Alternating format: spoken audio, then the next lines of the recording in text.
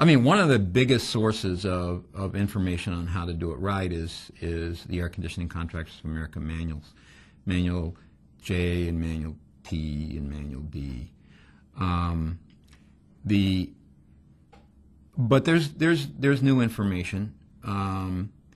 There's a lot more information about the effects of ductwork and the amount of refrigerant charge in the unit, and the right amount of airflow across the coil. There's verification methods like the one that we produce to make sure that it's done right, and that's new.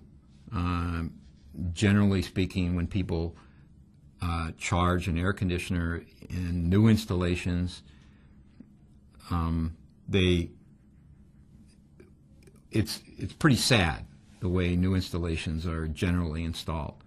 They're hooked up, the line sets are brazed, the refrigerant's let out into the indoor coil and the lines, and they're started up, and that's it. If it blows cold air, they walk away. And that's extremely unfortunate, and everybody in the industry knows that that's not the right way to do it, and the vast majority of the industry works that way. And so actually getting technicians to do the job right from the beginning is one of the greatest opportunities that we have in getting air conditioners and heat pumps to work right. Other things are that, and a lot of this stuff is like new, but it's really old. So, for example, there's one manufacturer that we've come across that make duct fittings and ducts that actually leak about 1/10 of what the average duct system, those pieces, normally leak. And this is a company that's been around for 100 years. They've been making ducts for 100 years. And it's like, I mean, I was surprised to come across them. It was a real shock, but they do a great job. You know, there's new products on, you know, coming along. Like there's some snap together duct systems that we've done with DOE. There's other products coming down the line. There's the AeroSeal, which seals ducts from the inside, that uses an aerosol that goes through and, strangely enough, deposits just on where the leaks are and seals them up. Almost sounds magic, but it actually works. So those are some of the new products. Again, I think the product, or from my perspective, I think the product that has the greatest possible effect is systems that verify that the technician did their job right before they leave the unit. And that's a big advantage to everybody. Having a system run right and knowing it's running right before you leave has a huge advantage. It cuts down on warranty costs. It cuts down on callbacks for the contractor. It has a happier customer. The builder, you know, can be, you know, will have less customer complaints, et cetera, all across the line. So that's an area that we've been working in that I think, you know, has some real advantages. And it's beginning to be seen with, for example, in California's Title 24 and some of the potential stuff in Energy Star. Speaking of ducts, there are obviously a bunch of different possibilities. One is flex duct, which is in many parts of the country the most common.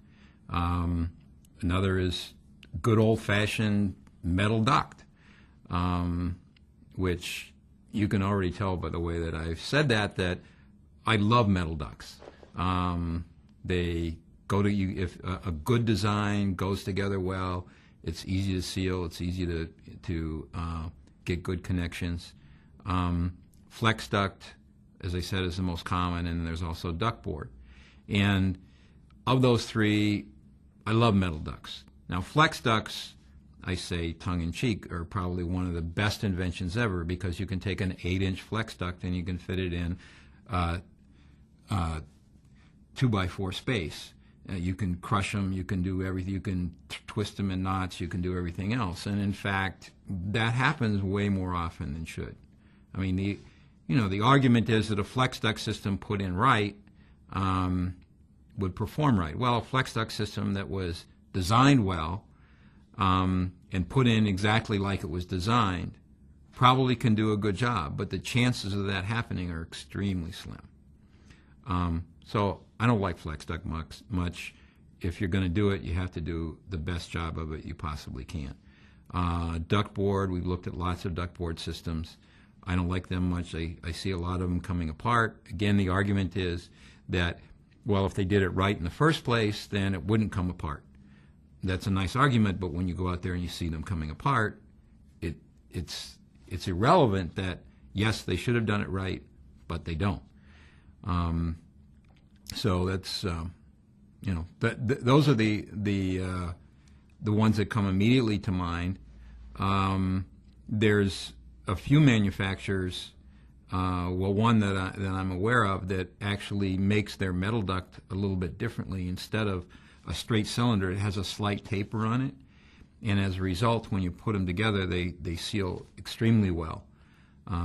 Very nice design. So flex ducts are not my favorite, and metal ducts are my favorite. Those kind of things. When people install flex ducts, bends in flex ducts are a problem. If people insist on using flex duct, I'd like to see them actually use real fittings. So if they have to make a turn into a boot, for example, they actually put a metal elbow on it first and then hook the flex duct into it. They need to make sure that the flex duct is fully extended instead of taking it out of the box, chopping it off, hooking up one end, hooking up the other end, and so it's compressed, so it's not fully expanded. That's a big problem. Flex ducts work okay when they're fully expanded. Another thing that's pretty common now are triangular boxes that are made out of duct board, and then the flex duct is hooked onto that. Compared to a real metal Y connection, those are very poor, very, very high resistance to airflow. So putting good fittings in where you have to make connections would help flex ducts a lot. I think those are the primary things with flex duct.